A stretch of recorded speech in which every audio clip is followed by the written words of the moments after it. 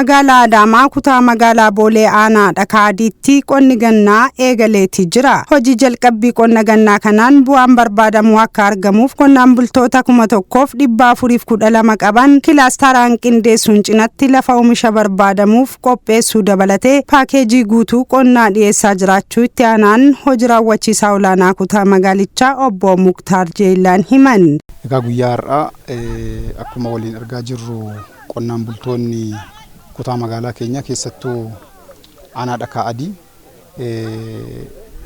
hojii qonna gannaa kallattiidhaan kan labsine ta'uu isaati jechaadha. Egaa as keessatti aanaa kana keessa qonnaan bulaa baay'ee qabna. Dabalataan lafa bal'aa qabna jechaadha. Lafa qonnaa naannoo hektaara 1,773 qabna. Qonnaan bultoonni kun asiin dura namni akkaatuma isaa itti mijateen kan qotaa ture.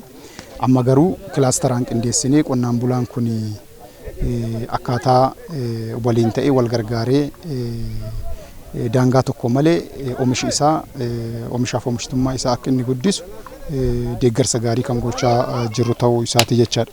Egaa as keessatti guyyaa har'aa hojiin guddaan nuti hojjenne qonnaan bultoonni kun walitti dhufanii hojii isaanii karaa gaarii ta'een akka hojjetan gorsa barbaachisu deeggarsa barbaachisu akka goonuufi jechaadha. Waan biraa of keessaa hin qabu. Kutaan magaalaa keenya aanaa 3 qaba. Aanaa Dhaddacha Araaraa, Dhakaadii fi aanaa Goorooti. Dhaddacha Araaraa keessatti bifa kanaan amma inersiitiidha waan ta'eef qonna bal'aa hin qabnu.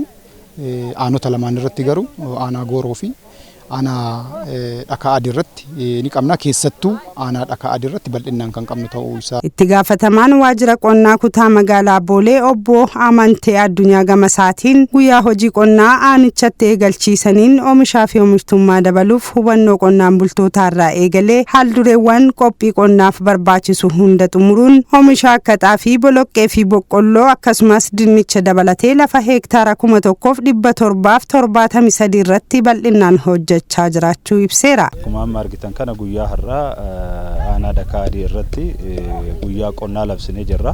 Guyyaan qonnaa kun qotee bulaan keenya yeroodhaan odoo yeroon hin dabrin qophii qonnaatitti galee lafa isaa akka qopheessuuf kaka'umsa kan uumu ta'uu isaati.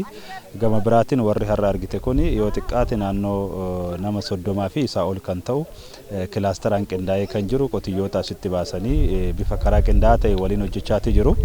Maalidha faayidaan isaa kan jedhu irraa yoo kan kaanu ta'e oomishni fi oomishtummaa dabaluudhaaf qophiin lafaa gahee mataa isaa danda'e qaba. Qonna yeroodhaan qotuun jiidhinsa yeroo qabuun yeroo 2-3 irra deddeebi'anii qotuun oomishtummaa fi oomishtummaa dabaluu keessatti gahee mataa isaa danda'e qaba. Gama biraatiin immoo bifa kilaasteraatiin akka amma har'a argine kanatti qindaa'anii hojii kana hojjechuun immoo qotee bulaan keenya hagam jiruu fi jireenya isaa jijjiiruudhaaf kaka'umsa akka qabu kan nutti mul'isu waan ta'eef. Aanaan Dhakaadii zooniiwwanii fi qonnaan bultoota hedduu qabaachuun hojiin qonnaa xiyyeeffannoo argachuu isaatiin bu'aan eeggamu guddaa akka ta'e itti aanaan bulchaa bulchiinsa aanaa Dhakaadii obbo Saaladdiin Daatuu hubachiisaniiru. Yeroon ammaa kun yeroo jalqabsiisaa hojii qonna gannaati. Aanaan keenya aanaan Dhakaadii aanaa qonnaan bulaa bal'aa qabu keessattuu aanaa Adaamaa irraa zooniin hedduu gandoonni hedduu kan nutti dabalamanii ta'uu isaati.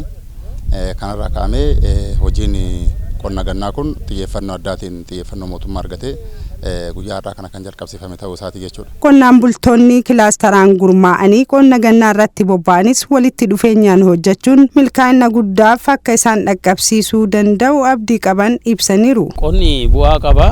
Bu'aa wanni qabu nuyi nama asitti oomishinu dinnichaadha. Gara nyaataatiin xaafiidha. Kana dabraallee qamadiillee facaafna.